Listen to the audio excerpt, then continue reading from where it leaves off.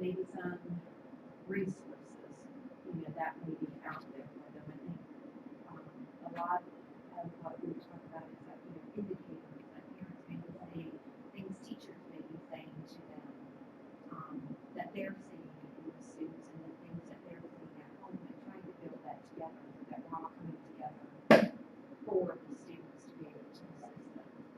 And I think that that's a big thing for our parents, is really to get them to see the signs where they may see, the schools may be seeing that the kids are not having friends. What is that? Could that possibly be something that parents need to seek out?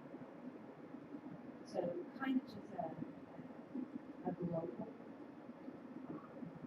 We usually do it, the Blended Cafe, as conversations, okay, versus just talking to them directly, even though we are. We try to make it as smooth so that they feel comfortable in their home. I'm open to anything that you think might help if I bring up, or I kind of Googled some things where if we have time, some questions that parents may think of, just to try to stimulate. It's kind of hard to tell sometimes. We get quite a few questions, and then other times they'll get quiet on the set. So I always try to have a backup to keep us moving forward. Yeah.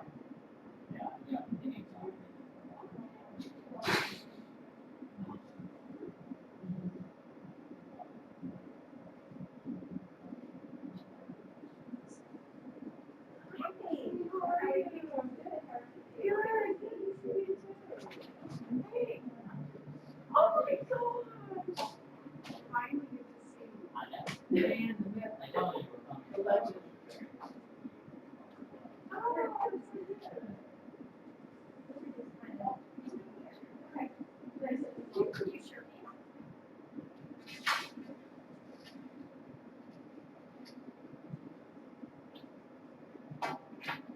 We were just kind of debriefing on kind of what we did in the topics that we were talking about. Sure. I'm happy I'm doing great in this class. Oh, I love sorry, Mr. How are you? Oh, great to see you too. I'm sorry, I'm scrambling a little bit over here, getting this ready. Okay. I'm sure Patrick would send along. Oh, I would love to see Patrick.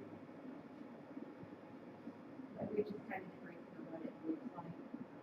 I don't know if you've ever seen any of the cafes that we go. We just do them to try to do kind of like the movie paint thing where they can't come to us, we go to them. Yeah.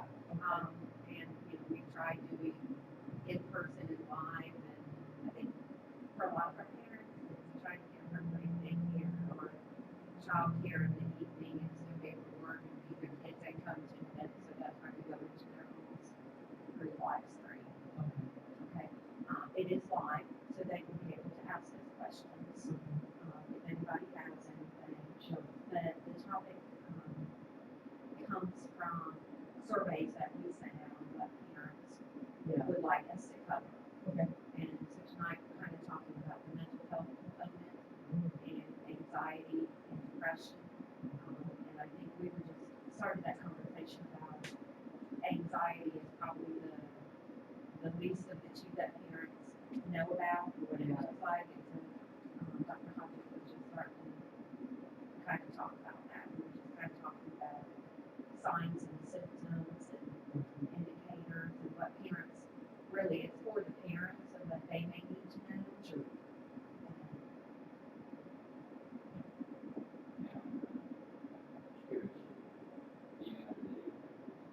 It is safe to will be able to, they at any time. The reason I asked, I've done several presentations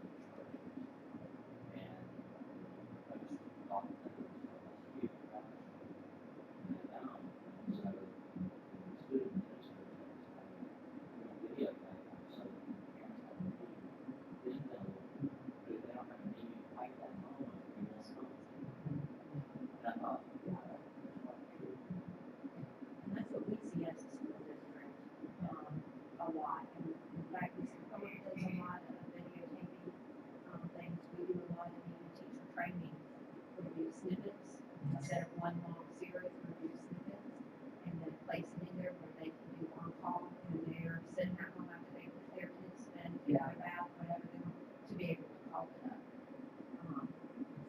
And that's kind of, and we know a lot about parents, especially our parents of ESC students and school, you know, and sometimes it's tough for them.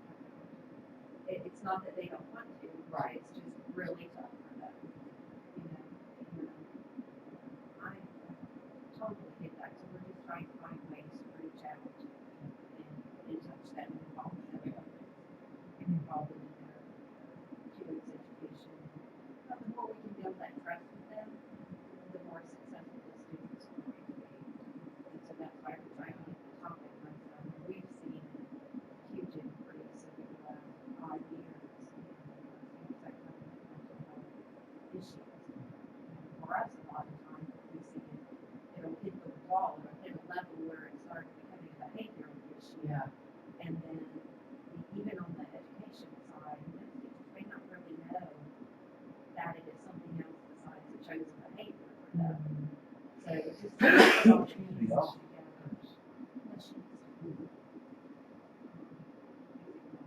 I'm listening. I'm listening to you.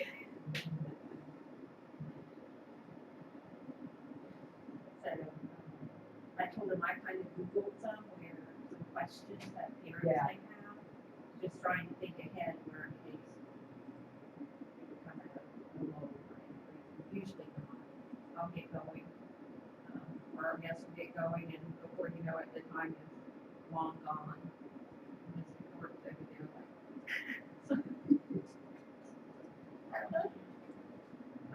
We go, the schedule tonight, is we have, I'll do the intro and then about 6:05 to about 6:20. We're kind of focused on Dr. Hodges. We take a 1-minute commercial break, and he pulls up different flyers for our parents and things that are coming up.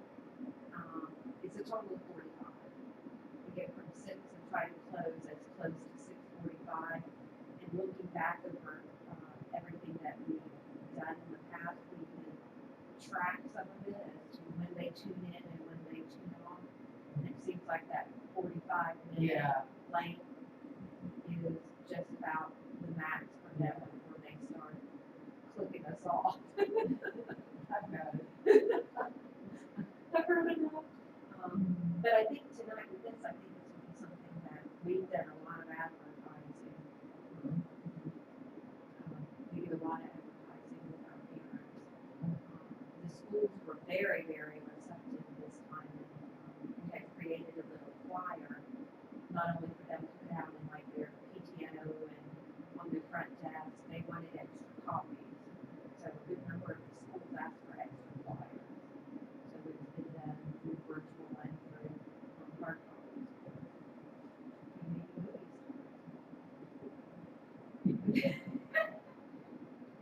Why are you looking back at me? Well, I'm gonna let Stacy in. Oh, okay. I'm gonna grab it. I'm sure. Which way? Y'all gonna actually be sitting up Y'all here. just had a conversation, and I'll grab it. So don't look at the camera, y'all just have, it's like y'all having a conversation. Yeah. We're just peeking in and watching. Regis Academy, or I guess now it's not even Regis Academy, it's a little, Yeah. that's dating myself, it's a good. Oh, who is it now? It's Kelly and Ryan. Right, secret. He's actually to the football game. He went to a, this big blowout. She's hurt. Went to ABC, like, he won the American League. She was bad. She was bad.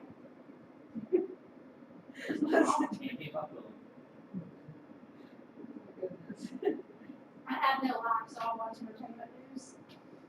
Okay, I was at Payside working with two autistic children that we have coming to school from 4 to 6. They just came from a residential to the group home in Pace, and it was some concern, so we changed the bell schedule and doing it from 4 to 6. The teacher couldn't make it, so I went to do the teaching aspect of it, and it was homecoming for Pace last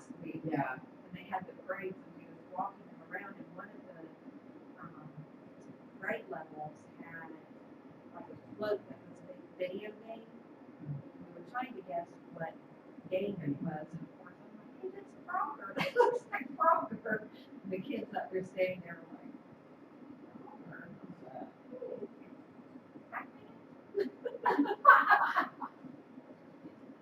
Yeah, they told me what It it was was. probably. Did you see the Monopoly? That was when you helped make the Monopoly. I was senior one. I don't think this one was. There was a bunch of them. I could only have one out for a very short period of time, especially around the girls. I'm going to kind of bring them back in. He was getting very active. My son has autism, and he loves.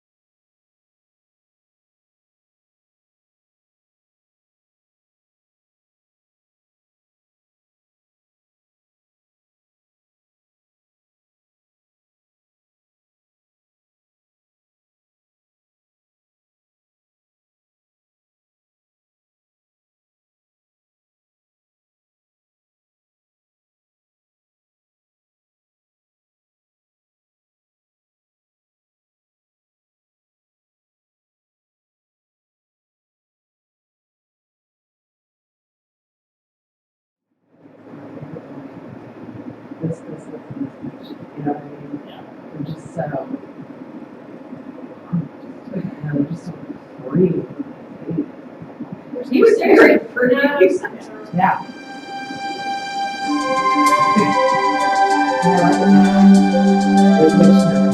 But because invariably they start saying something that we don't really just have the parent cut it off. Oh no. Oh, no. We have two group homes in Deerwood, right next to these. The same company that has both of them. They both have 5 or 6, and I think we're up to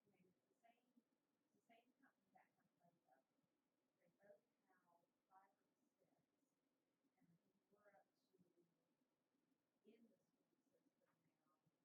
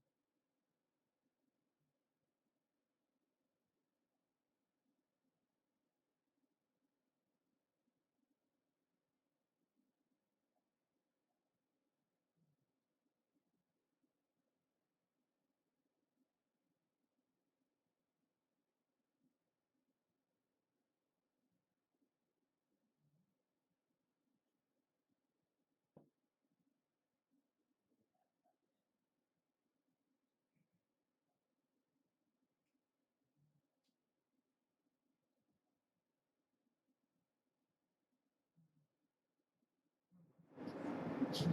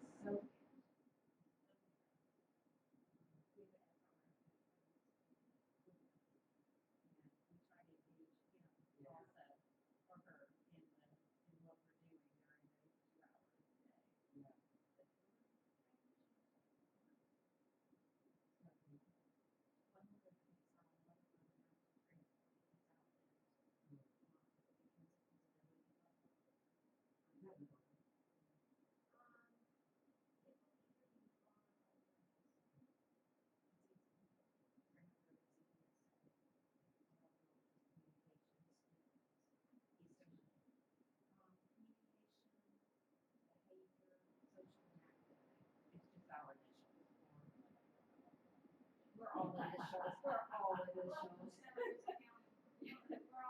I don't even think I have. Well, it's every my wife. Every school has a different thing. I know, they go, what is that? I keep getting on my brother, and he's like, what is that now? But you gotta change it every 2 years. Yeah, yeah. Become a label. That's right.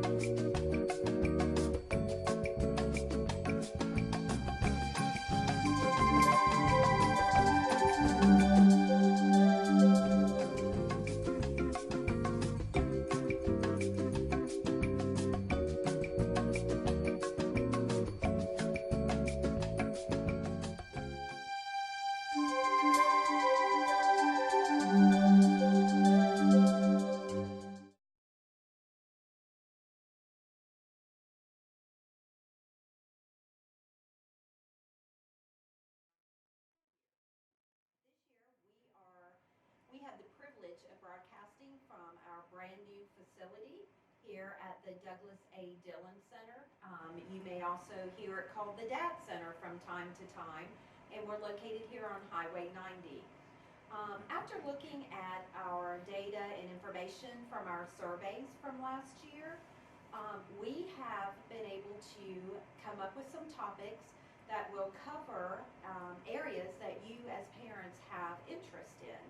So tonight we will be doing our new format, and our new format is that we are going strictly virtual. So we have our live streaming tonight. You will also be able to call this recording up on demand so that you can review it or look at it again at your convenience. And this year we're not having the live in studio audience, just because last year that was an area that wasn't nearly as attended as it was you parents joining us virtually. So again, these will be recorded. We will also have some segments recorded for you from our program facilitators, where you will be able to get additional chunks of information on the topics that we are discussing. So tonight, please remember that you will be able to ask any questions of our guests by typing in the comment sections, and those will come up, and we'll make sure that we address those questions with our guests. Tonight, we are honored to have Dr. John Hodges and Dr. Teresa Mahaffey joining us today. And we're going to be talking about different mental health concerns and issues that we are seeing in the schools, and mainly focusing around anxiety and depression. So welcome. We're so very happy to have you guys tonight. Thank you very much.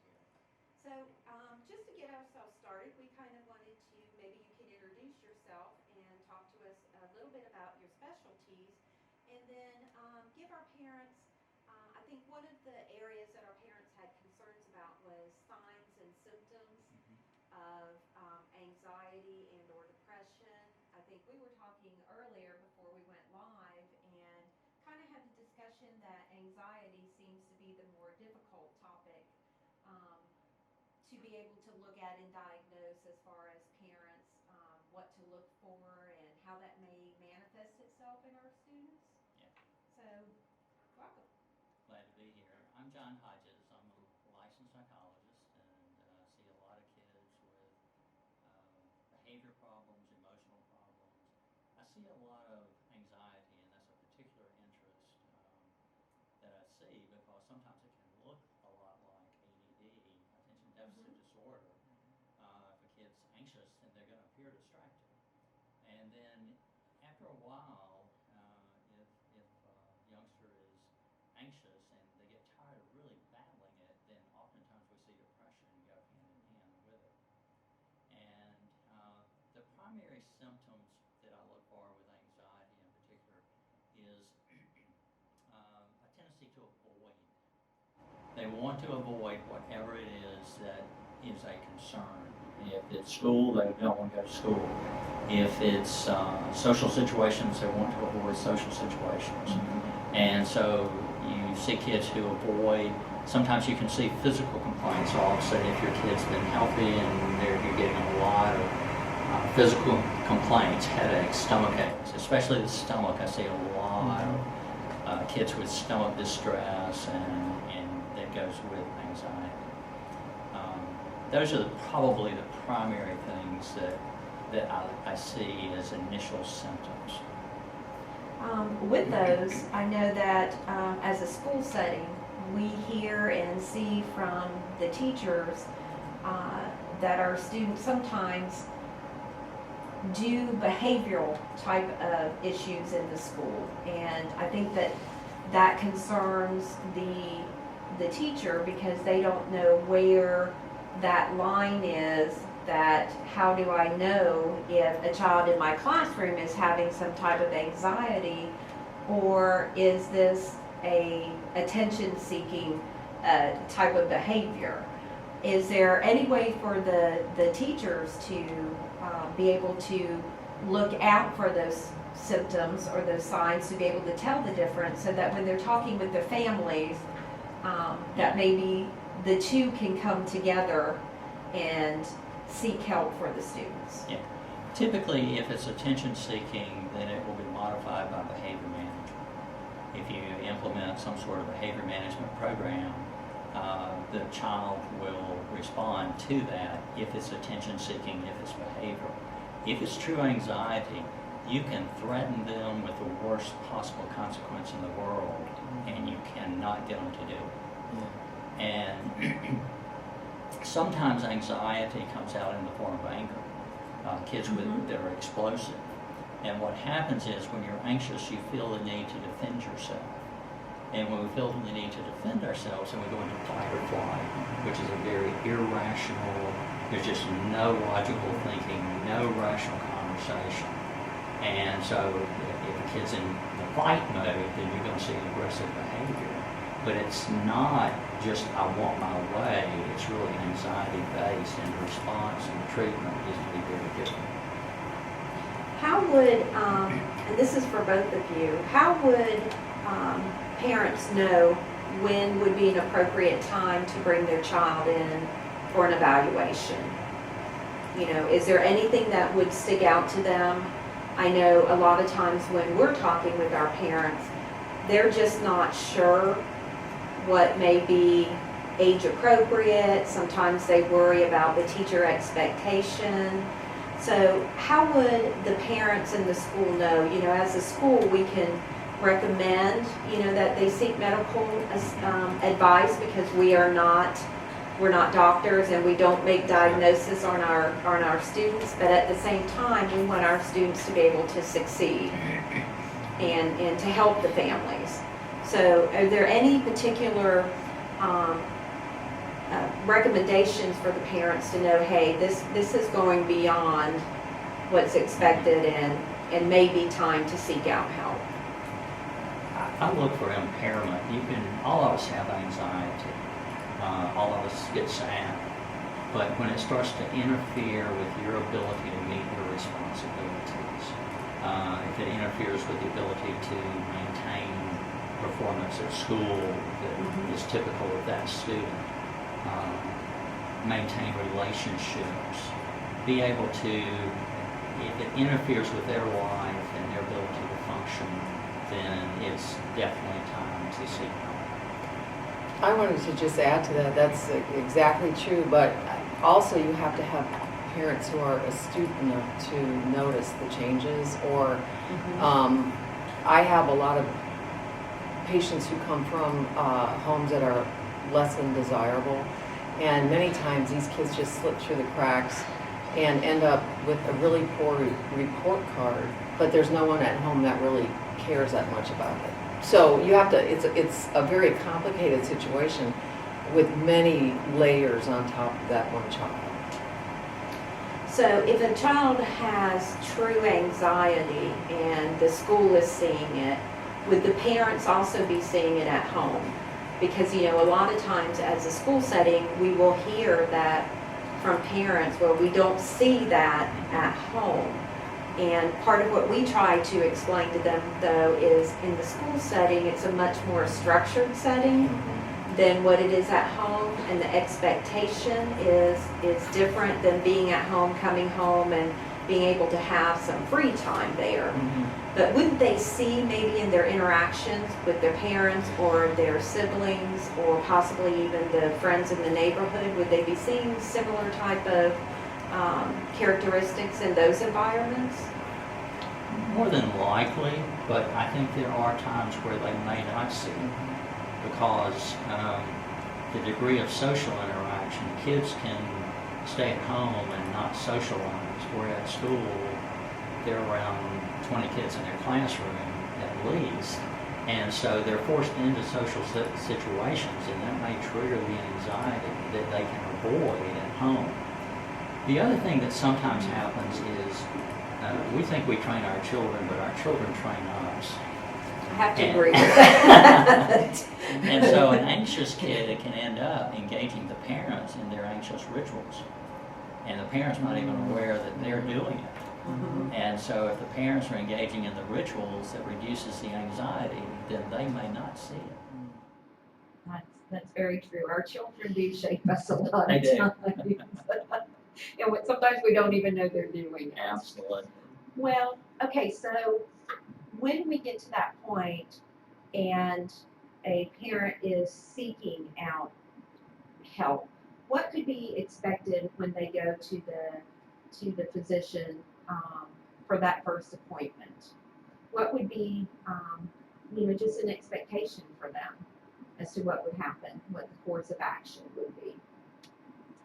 Typically, my response is I will see, most of the time, I will see the child with the parents. And just take the history. What are the concerns? And part of the reason seeing everybody is so that everybody hears the same things. I want the child to know what we're concerned about and what the parents are concerned about.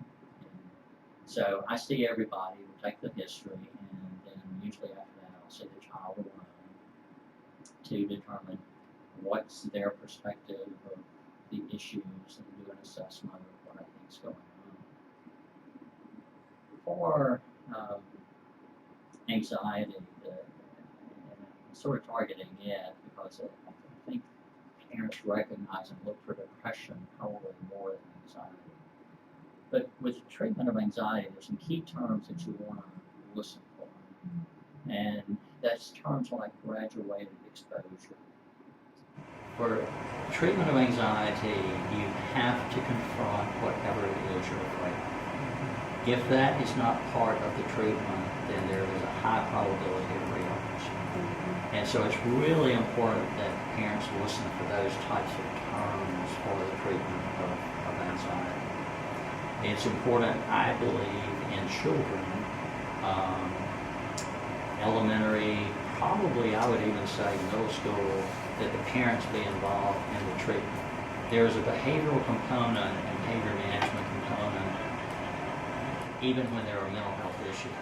For example, with anxious kids, the parents are going to need to encourage, reinforce a behavior management program to get the child to try certain things that create anxiety for them so they don't avoid it. That makes a lot of sense, and that was going to actually be one of my questions, was how involved are the parents in the process of treatment? Because I would assume That that would be a very important component. For me, it is.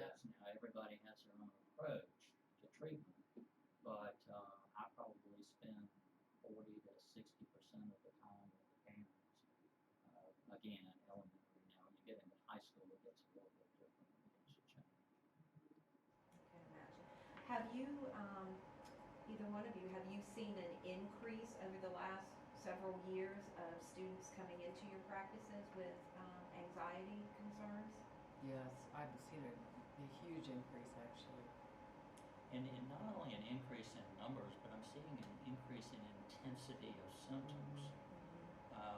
For years, I would have patients who reported they were nauseous during periods of anxiety. Now I have kids who are actually throwing up. I mean, it's not just nauseousness; they are throwing up, and so the intensity of the symptoms seem to have increased. I've seen a lot of kids too, especially middle schoolers and high schoolers with panic disorder, where they actually become incapacitated and they have no idea how to get out of the classroom. So that, we have to, I usually send them to get cognitive behavioral therapy, and then these are the kids that I usually start on meds. So I would assume then that it would be important to link that home-school connection with us, so that not only are the parents aware of it and working, but that the teachers could be aware of it and possibly work together with the families on what that expectation should be at school. Absolutely, and if we could just take a specific disorder, school refusal, where kids all of a sudden don't want to go to school. We've identified 4 factors associated with why kids don't go to school. Social issues, not doing well at school, and the whole idea of staying home, playing video games, secondary game, and the 4th is the fear of having an anxiety attack. overwhelming majority of them are the full category. Very few kids refuse to go to school for the first three reasons. So it's that fourth reason, that fear of anxiety, and anxiety is really fear of fear. I'm afraid I'm going to have an attack. And it is very powerful, and as we were talking about earlier, you can threaten a child, you can reward a child with the greatest thing, and it will not overcome fear. I know we've had a few cases, and they may be pretty extreme, of students that became so physically ill at school that they were incapacitated. Right. And I know sometimes that looks like it just, you know, you think that couldn't be that severe, that it was just the anxiety from it, but in reality, it turns out that it has, and we've had to be really pretty creative on how we deliver our instruction to them, because some of them have had to go on hospital homebound until it could get under control. And with the graduated exposure approach, that's where the parents, the therapist, and the school, and the child all working together is so important. So in the beginning, my recommendation to parents, if you have a child who's refusing to go to school, is you go sit in the parking lot if you don't even get them into school. And then you get them to the front door. Then you get them inside the door. And they go to a safe place for a while. And we gradually keep increasing. And so the school really needs to be a part of that treatment process. And my experience is once the school understands this is the problem, they're very cooperative in working with us on these programs. And from the district level, we have seen that, where we've got the student, we've actually sent a bus to a child's home just for him to get used to the bus. Yeah.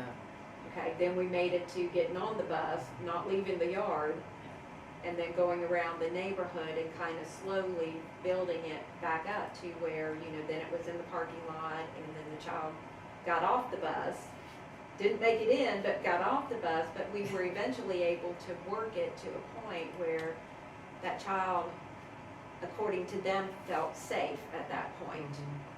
That they felt like they could make it, plus they kind of felt like the school was then aware, and the teachers or the school staff wasn't working against them. They were working with them in that situation.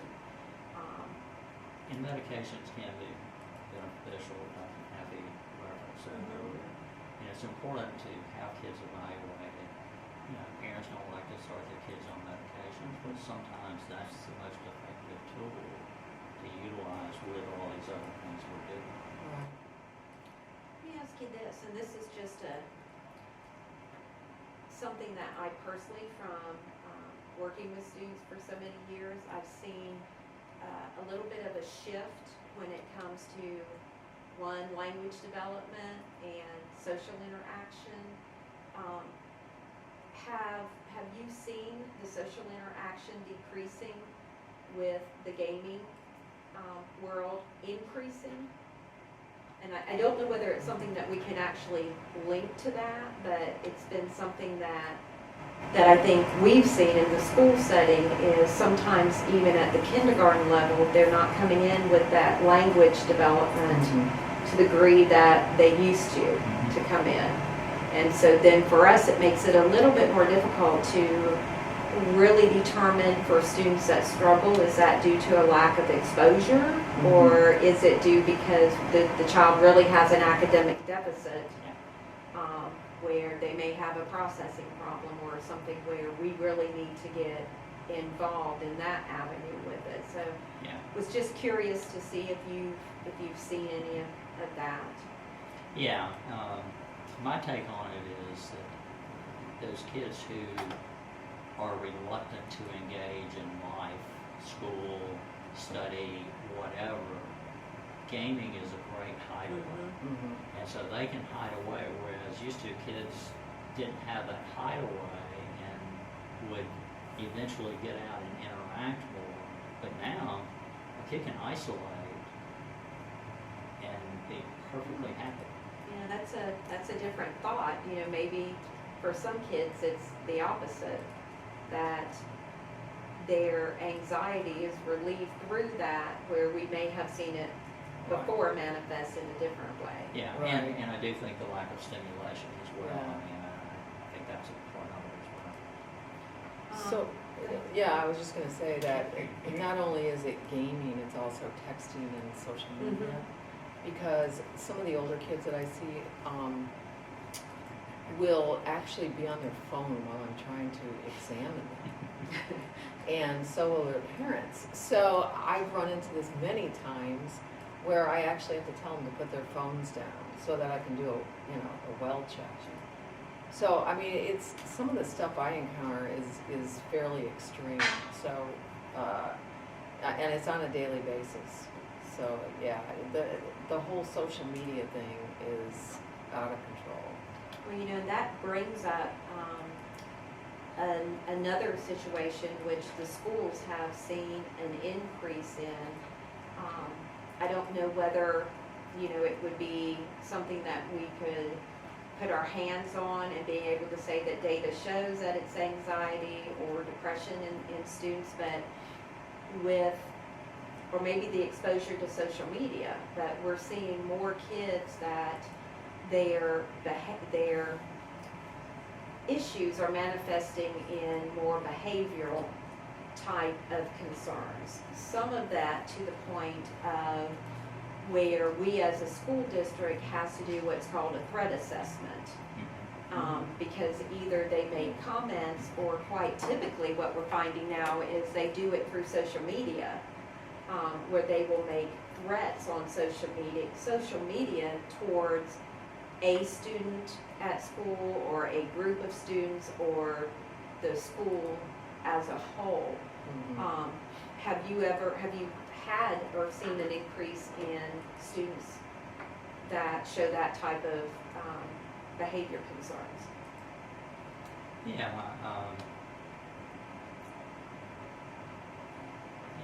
my own personal belief is there's just a disrespect for human life. I mean, when you look at suicide, aggression, and just all the statistics, that there's not a respect for human life, and so it's much easier just to make these threats, and whether you're serious or not,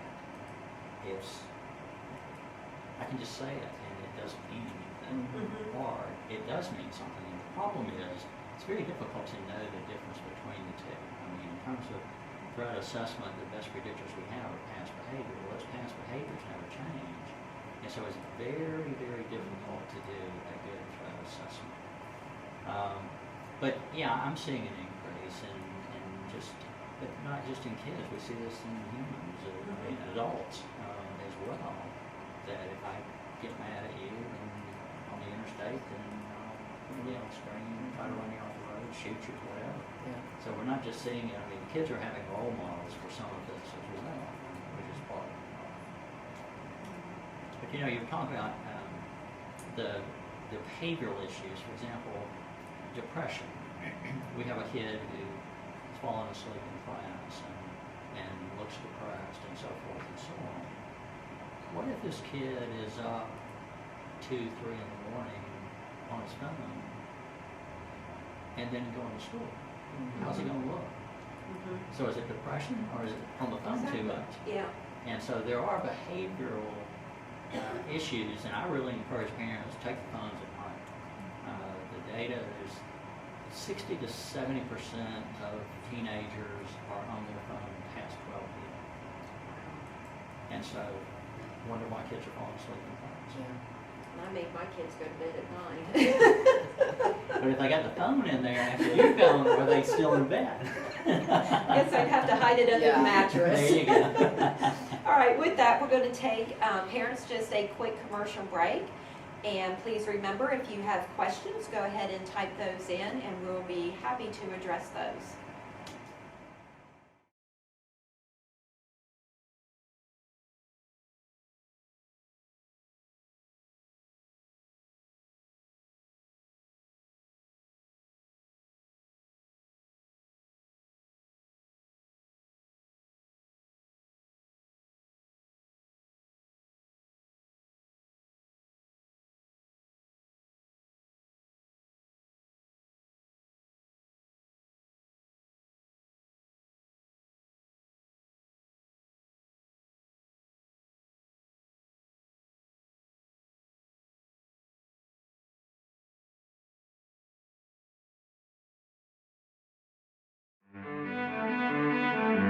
Florida Diagnostic and Learning Resource System, or FIDLERS, is excited to announce this 5-part webinar series for parents and guardians to explore the world of exceptional student education. You may attend one or all 5 of the webinars offered, and you can register for these webinars at this website provided.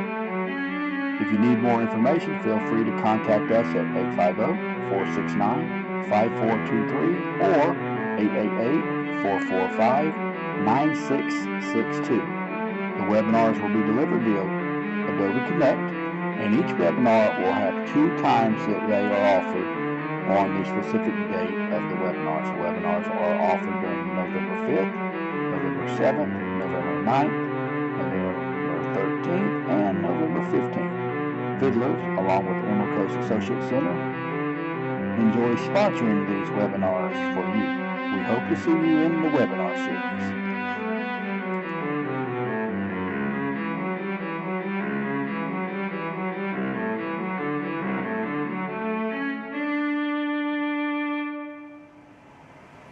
So welcome back, where we will continue our conversations.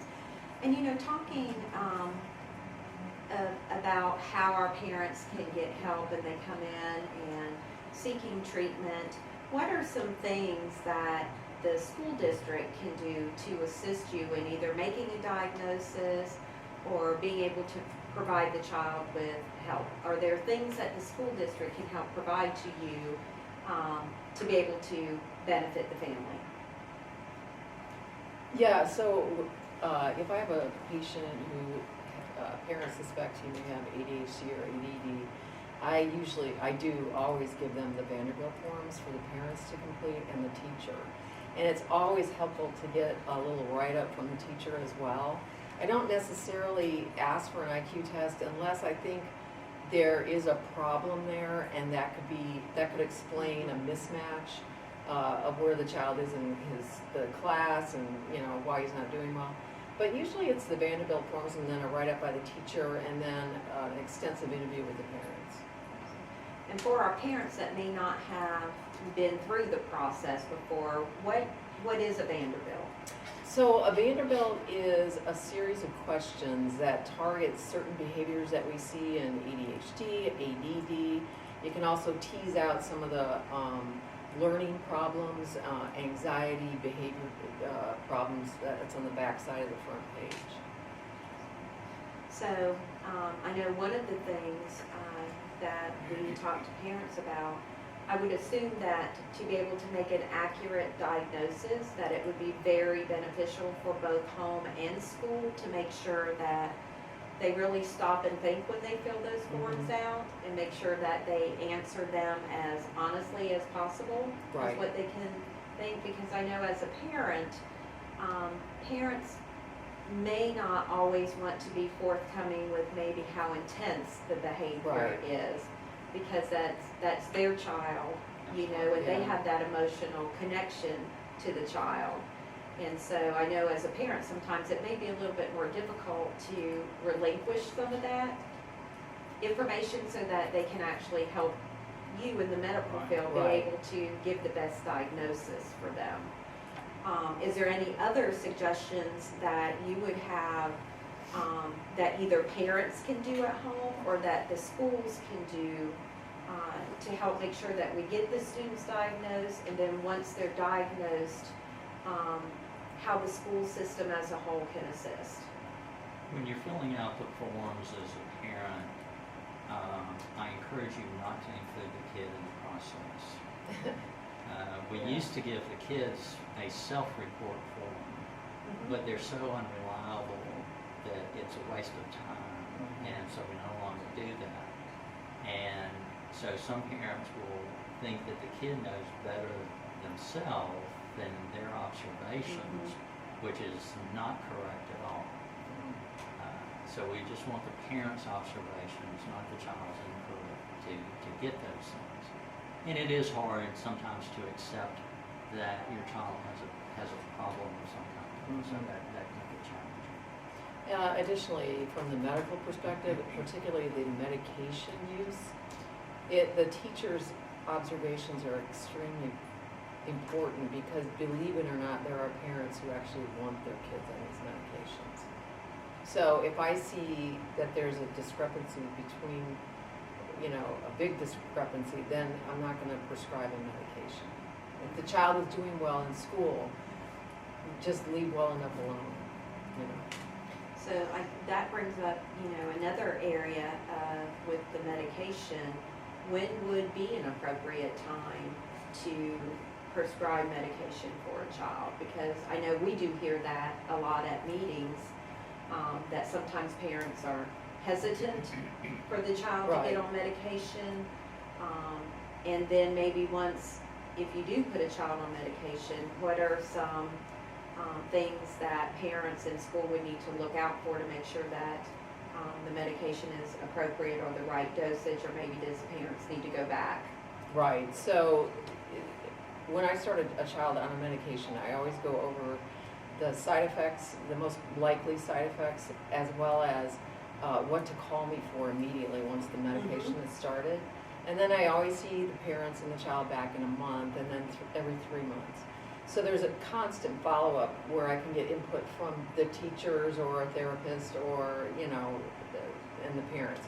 But I always tell them to watch for sleep problems, decreased appetite, which always happens, or if it's triggered a tic disorder, because sometimes that can happen as well too. So if you notice a new tic, a new movement, that's something that I need to know about.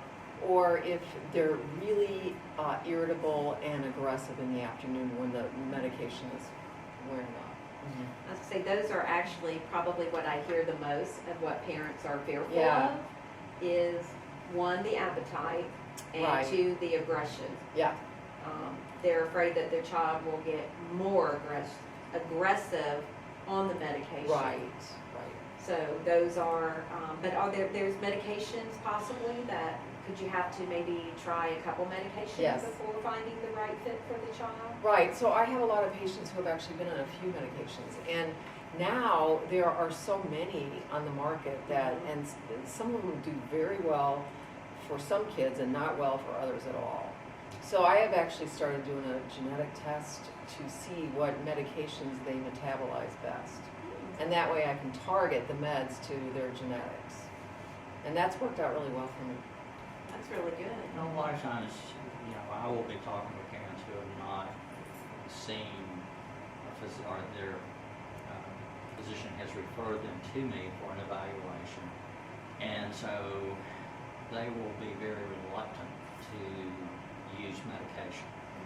And one of the questions that I ask is, okay, you're concerned about the side effects of using the medication. What are the side effects of not using the medication? That's a good question. And the data shows that for kids who need the medication, that for every 6 years of school, they're going to lose 1 academic year. So they're going to get further and further behind in school. And there's some evidence now that kids who need the medication and don't get the medication are actually more susceptible to substance abuse. They end up self-medicating.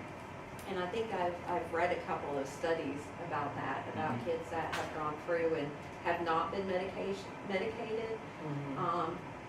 The articles that I read were talking about the frustration level of the students when they have gone for multiple years without it, and how not only do they become anxious then, but they also it starts affecting their self-esteem because they don't feel like they can accomplish anything. They're not successful in school, they can't focus, and how it just affects not only the anxiety, but it really has an overall effect on the child as a whole. Oh yeah. And it's interesting because I think the drug of choice for that scenario is marijuana. So from my vast experience with that, but anyway, no, it really is. And then it's interesting too, because when I talk to the parents, I always ask, who has ADD or ADHD in the family? And invariably, there's just a multitude of people. Some medicated, some not. So then I ask, well, what is a person who's not medicated doing? Well, he's had about 5 jobs in the last 10 years. you know, Mhm. things like, so it is genetic and you can see the effects of treatment and non-treatment. And the outcome for non-treatment is very bleak. And people don't take ADHD very seriously, but there's higher incidence of arrest, higher incidence of traffic accidents, multiple marriages, multiple Oh, yeah. jobs, and the outcome for untreated ADHD is a very, very bleak picture. Right. I've heard, and I don't know whether you've seen any studies on this, but also the effect of students as they become older being incarcerated for making the poor choices. And so that would, then you start looking at that affecting their entire lifespan, with it.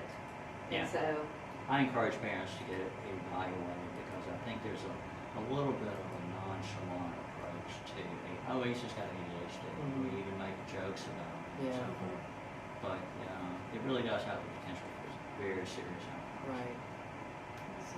well, I know we see that also as far as the hereditary part of it with our students who may have dyslexia, learning disabilities. When you really get down and you look at, there's other family members that have the same type of concerns and same type of issues. And so it does run in families, and that's, some questions that we've been asking to try to be able to gather that type of information to be able to help not only the student, but the family unit, as a whole. Well, we do have one question. Ashley, it is a comment that has come from a viewer, and it says that it would be harder to find a better human than Dr. Mahaffey. What a gift to our area, from pediatric care to the transitional programs she created. There might be a clue here. It says, P.S. Patrick is a noble steed. So, so that may be a hint for you as to who it came from. Thank you. All right, we are down to just the last couple minutes for this evening. So with that, I'd like to personally thank you both for coming and see first if you have any closing comments that you have for our parents.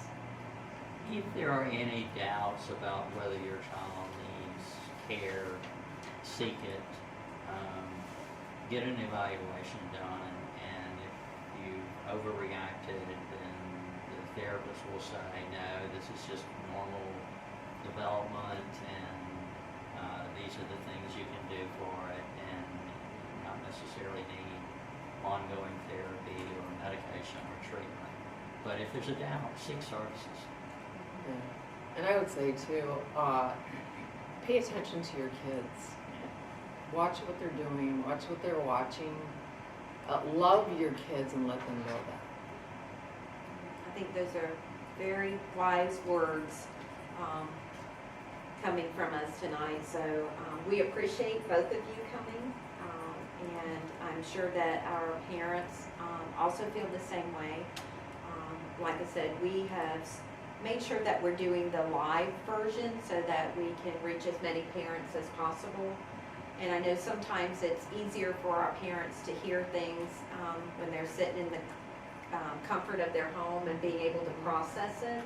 Yeah. Especially when it comes, when it deals with their children, because their children have an emotional connection, and we all understand that. Also would like to remind our parents that tonight's broadcast will be available on our website a little bit later so that you can watch it at your leisure and when you have the opportunity. I would also like to give a special thanks to Ms. Stacy Price, our guidance counselor from Dixon Primary, for being proactive in assisting us in making sure that we get as much information about mental health to our parents and connections. So she's here in the studio audience. I couldn't get her to come live, but maybe the next time we'll get her up here. Maybe it was because it's a rainy night. Maybe the hairdo's not as great as what it needs to be. But thank you for attending tonight's live Blended Cafe. Our next cafe will be on January 28th. And our topic will be surfing the wave to success by assisting our struggling readers. That is a very hot topic right now. We will have our struggling readers, and then later on in the school year, we will home in on dyslexia, since that is a very hot topic that's not only in Santa Rosa County, but it is nationwide. And so we will talk with you about that in the upcoming months. Again, if you have any questions or concerns regarding tonight's programming, please complete the form or the contact information, and we will have someone from our district office get back in contact with you to get your questions answered. So thank you, parents, and we look forward to seeing you January 28th. Have a good evening.